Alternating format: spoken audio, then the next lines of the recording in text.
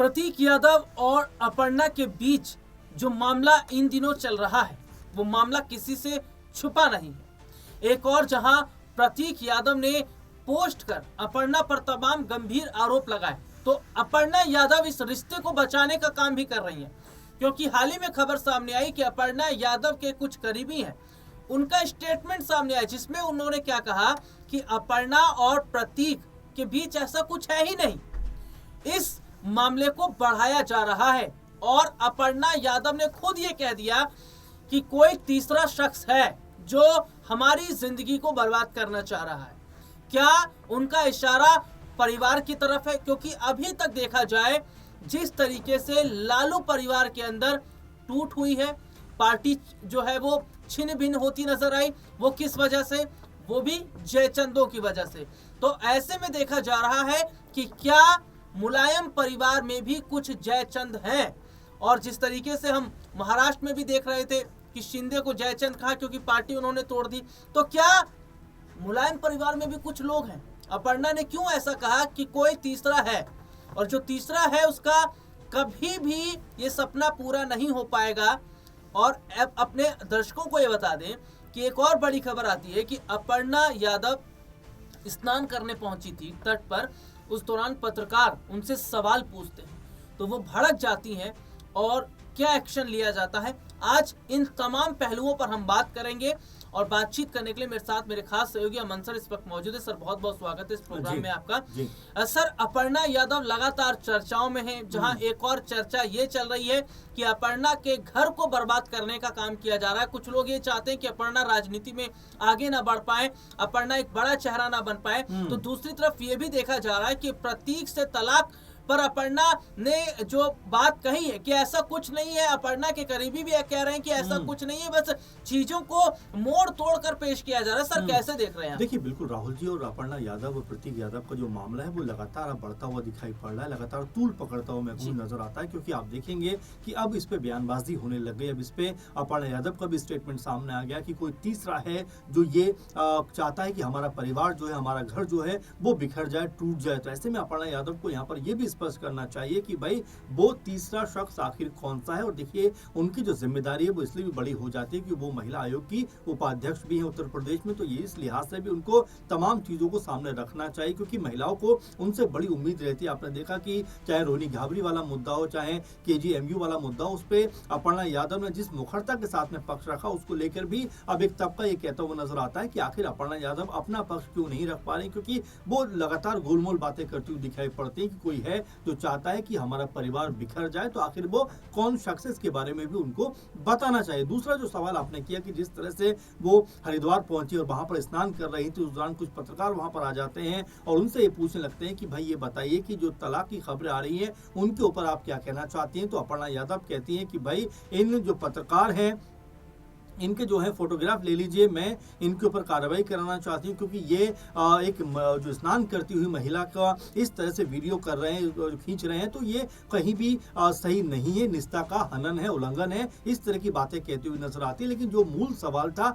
उसका जवाब वो नहीं देती। कहा तो ये भी जा रहा राहुल जी कि उत्तराखंड में अपर्णा यादव इसलिए पहुंची थी क्योंकि वहां पर अमित शाह जो गृह मंत्री हैं उनसे उनकी मुलाकात थी, लेकिन उनसे मुलाकात नहीं हो पाई। लेकिन हरिद्वार में पतंजलि में वो पहुंचती हैं और बाबा रामदेव से मुलाकात करती है, और इसको लेकर भी तमाम तरह की चर्चाएं चलती हुई दिखाई पड़ती है कि इतना सब होने के बावजूद भी वो अपने पति के सामने क्यों नहीं आ रही, जबकि आपस में वो ये भी कहती है कि कोई दिक्कत परेशानी नहीं है। लेकिन जब ये मामला तूल पकड़ रहा है, लगातार लोग सवाल पूछ रहे हैं, तो ऐसे में क्या यहाँ पर प्रतीक यादव, अपर्णा यादव को साझा एक प्रेस कॉन्फ्रेंस नहीं करनी चाहिए? क्या साझा तौर पर मीडिया के सामने नहीं आना चाहिए? लेकिन अपर्णा यादव यहाँ पर कुछ भी कहने के बजाय मामले को एक अलग दिशा में लेकर जाना चाहती है कि भाई कोई ऐसा है जो हमारे जो रिश्ते को खराब करना चाहता। अगर आप देखेंगे 2011 में प्रतीक और अपर्णा यादव की शादी हुई थी, 2026 चल रहा है, ऐसे में 15 साल पुराना ये रिश्ता दोनों का हो चुका है शादी का। अगर हम बात करें तो ऐसे में वो कौन है जो नहीं चाहते कि ये जो रिश्ता है ये और लंबा चलता हुआ दिखाई पड़ा। आपको याद होगा कि जब प्रतीक यादव ने पोस्ट किया था राहुल जी, उसमें उन्होंने लिखा था कि मुझे मेरे परिवार से दूर करा दिया, मेरे भाई से दूर करा दिया, मेरे अपनों से दूर करा दिया, और तमाम तरह के आरोप जो है वो अपर्णा यादव पर लगाते हुए दिखाई पड़ते। लेकिन अपर्णा यादव ने इन सब पे कोई साफ जवाब नहीं दिया, बल्कि वो ये कहते हुए दिखाई पड़ी कि कोई है जो हमारे रिश्ते को खत्म करना चाहता है। जी, कोई है, कोई क्या वो परिवार का सदस्य है? क्या अखिलेश डिंपल ने जो है प्रतीक यादव को भड़काया है? क्या परिवार के लोगों ने प्रतीक यादव को भड़काया है? क्योंकि देखिए, ध्यान से सुनिएगा, उत्तर प्रदेश में साल 2027 में जो विधानसभा के चुनाव होने वाले, उस चुनाव से पहले जहां बीजेपी में अपर्णा यादव को एक बड़ा पद देने की बात हो रही थी, और देखिए केजीएमयू से जो मामला शुरू हुआ, किस तरीके से अपर्णा यादव लाइमलाइट में आई, चर्चाओं में बनी, धीरे धीरे मीडिया को अपनी तरफ वो करती नजर आई।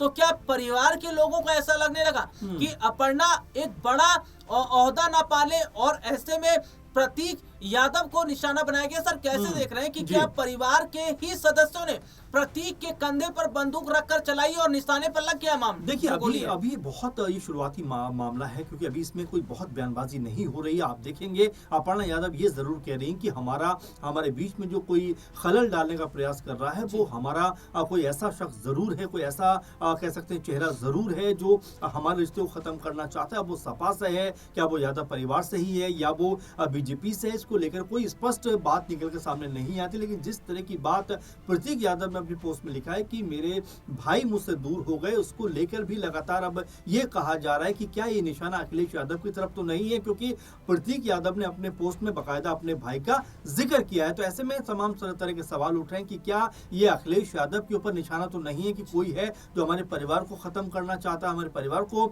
जो है अलगाव उसमें लेके आना चाहता है, हमारे रिश्ते को खत्म करना चाहता है। इस तरह की बात कहीं ना कहीं जो संदेश है, क्या अपर्णा यादव यहाँ पर देना चाहती है? तो ये तमाम तरह के मसले हैं जो अभी फिलहाल उभर के सामने आ रहा है। ऐसे में अभी तक साफ तौर पर अखिलेश यादव की इस पूरे मसले के ऊपर कोई प्रतिक्रिया सामने नहीं आई है। डिंपल यादव भी पूरी तरह चुप्पी साधे हुए बैठी है, वहीं शिवपाल यादव जो मुखर होकर बोलते हुए दिखाई पड़ते हैं इस पूरे मसले के ऊपर, उनका भी कोई बड़ा बयान निकलकर सामने नहीं आता है। तो यही अब समझा जाता है कि क्या आपस में वाकई में कोई कह सकते हैं कि जो आपस में तनातनी का कोई माहौल है, कि आपस में कोई वाकई में रिश्ते में खलल डालना चाहता है, कि आपस का जो इतना बेहतर उनका रिश्ता दिखाई पड़ता है, कि उसको अब कोई तोड़ना चाहता है, और ये कोई जो है वो आखिर कौन है? अपर्णा यादव को इसके बारे में बताना चाहिए, क्योंकि अपर्णा यादव वाकई में अब बीजेपी की तरफ से एक बड़ा चेहरा बनती हुई दिखाई पड़ती है। बीएमसी चुनाव में प्रचार प्रसार के लिए पहुंचती है और वहां पर बीजेपी को अच्छी खासी सीटें भी प्राप्त होती है। तो ऐसे में अब नेशनल लेवल पे अपर्णा यादव की एक मजबूत छवि बनती हुई दिखाई देती है। तो क्या इस छवि से ही कोई परेशान है? अभी कोई का जवाब अपर्णा यादव को देना चाहिए। प्रतीक यादव ने